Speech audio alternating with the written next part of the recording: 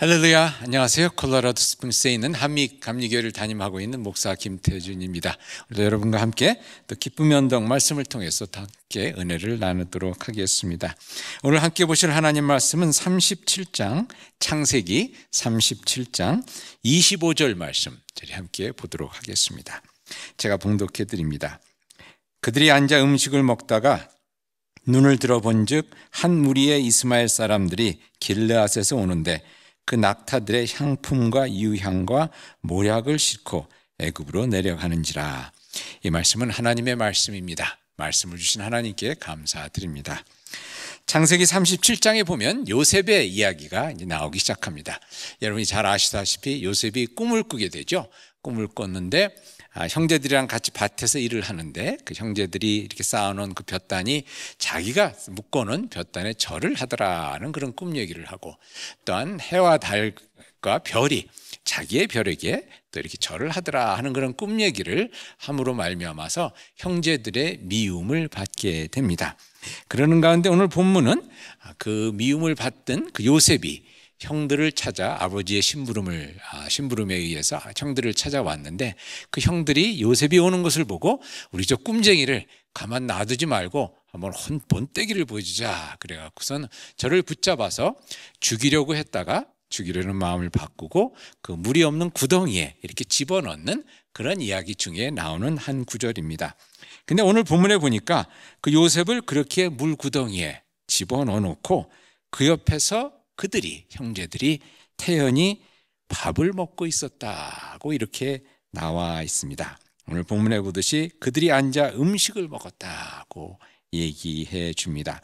자신들의 동생이 구더기 안에서 떨며 또 배고파하고 또 목말라하고 그 두려움 가운데 내가 어떻게 될까 그렇게 두려움 가운데 있는 것은 전혀 안중에도 없는 듯 그렇게 앉아서 먹고 마시고 그랬다는 것입니다. 여러분, 저희들이 어느 때는 참 저희들이 이렇게 살아가는 삶 속에서 저희들이 옆에 있는 형제 자매들이 얼마나 힘들고 어려운지를 까맣게 모르고 그렇게 살 때가 있죠. 어느 민주화 운동이 한참일 때, 한국에서 민주화 운동이 한참일 때 잡혀가서 심한 고문을 받았던 분의 그 이야기입니다. 그분이 자신의 옷을 벗겨놓고 죽도록 때리고 또 전기 고문을 이렇게 하던 형사들이 식사 시간이 되어서 옆에서 짜장면을 시켜 먹는 그 모습을 보면서 진짜 참 자신이 놀랐던 그 이야기를 나중에 이렇게 책 가운데 쓴 것을 제가 읽었는데요. 그 짜장면을 시켜 먹으면서 대화를 나누는데 그 대화가 너무나 평범함에 자신이 이걸 어떻게 생각해야 될지 몰랐다는 그런 고백이 있었습니다. 그렇게 사탄 같던 사람들이, 그냥 짐승처럼 자신을 때리고 그렇게 고문하던 사람들이 옆에서 짜장면 시켜 먹고 있는데 무슨 얘기를 하나 들어보니까 딸 얘기를 하더라는 거예요. 우리 딸이 이제 고3인데 뭐 가회비가 많이 든다느니 또 뭐 어느 학교를 가야 할지 모르겠다느니 저 사람들이 방금 나를 고문하던 사람들이 맞나 라는 그런 생각에 어떻게 자신을 그렇게 때려 피 흘리는 가운데 있는 그런 자신을 옆에 두고 저렇게 태연하게 짜장면을 먹을 수 있을까, 저렇게 평범한 대화를 나눌 수 있을까 하는 그런 모습에 참 그 혼돈스러웠다는 그런 이야기였습니다. 사실 저희들이 보면 저희들의 삶이 평범하게 사는 것 같은데 그저 평범한 삶을 살고 있다고 이렇게 생각하는 가운데 우리들이 또 얼마나 그 옆에 있는 사람들의 고충을 모르는 가운데 그런 악한 자의 삶을 살고 있는지 저희들이 모를 때가 많이 있죠. 누가복음에 보면 가난한 거지 나사로의 이야기가 나옵니다.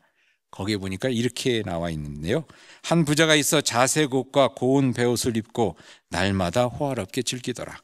그런데 나사로라 이름하는 한 거지가 헌데투성이로 그의 대문 앞에 버려진 채 그 부자의 상에서 떨어지는 것을 것으로 배불리려 하며 심지어 개들이 와서 그 헌데를 핥더라라고 되어 있습니다. 부자는 자기 생각에 자기 돈 쓰면서 내가 이렇게 사는 게 뭐가 잘못됐을까라고 생각할 수 있겠지만 그 대문 앞에서 그 상 아래서 참으로 상처받고 그 상처받은 데를 개들이 와서 핥으면서 그러는 가운데 상에서 떨어지는 부스러기를 먹고 사는 거지 나사로에 대해서 전혀 알지 못했다는 것, 전혀 생각하지 못했다는 것, 그것이 또한 저에게 있어서는 큰 죄악이었다는 것을 예수님의 말씀을 통해서 저희들이 알 수 있죠. 오늘 우리가 감사하게 먹는 밥상 옆에 혹시 가난과 고통, 절망의 구덩이에 빠져 있는 그런 이웃은 없는지 한번 돌아볼 수 있기를 바랍니다. 그들의 신음소리, 그들의 목마름, 그들의 배고픔을 저희들이 그 소리를 듣고 그 모습을 또 볼 수 있는 그런 마음을 가지는 것이 예수 그리스도를 따라가는 저희들의 삶의 모습이 되어야 하지 않을까 하는 그런 생각을 해봅니다.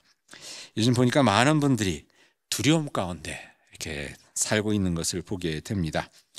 더 이상 서류 미비자들에게 교회도 안전한 곳이 되지 못하는 그런 세상이 되어서 교회 오기조차 두려워하는 분들을 저희들이 또 이렇게 만나게 되네요.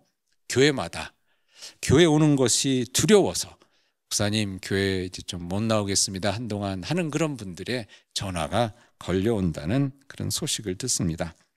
에이즈 환자, 말라리아 또 예방 등을 위해서 또 미국이 보조해 주던 그런 펀드가 다 끊김으로 가난한 나라에서 그들을 돌보던 이들이 참 어쩔 줄 몰라 하고 있다는 소식을 또 저희들이 듣게 됩니다. 우리들의 먹고 마시는 그 감사한 식탁이 이웃을 기억하지 못하는 그런 무자비한 식탁이 아니길 기도하면서요. 또한 저희들의 식사 기도가 또 하나님께 보시기에 이웃의 아픔을 외면한 그런 허망한 기도가 아니기를 바랍니다.